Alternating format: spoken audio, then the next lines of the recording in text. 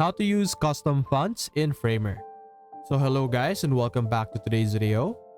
So over here in Framer, as you can see, we could easily upload a custom font by simply looking over here on the right side.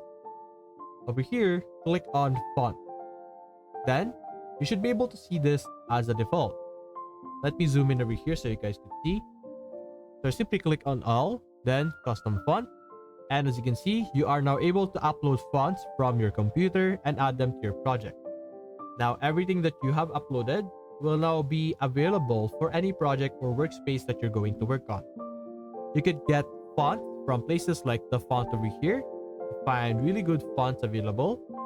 And you could also browse Google Fonts over here and simply download any of these options and click on upload over here. And you should be able to upload those fonts into your Framer project and utilize them for any project that you're working. So that's basically it, guys. If you enjoyed this video, consider leaving a like and subscribe. Thanks for watching.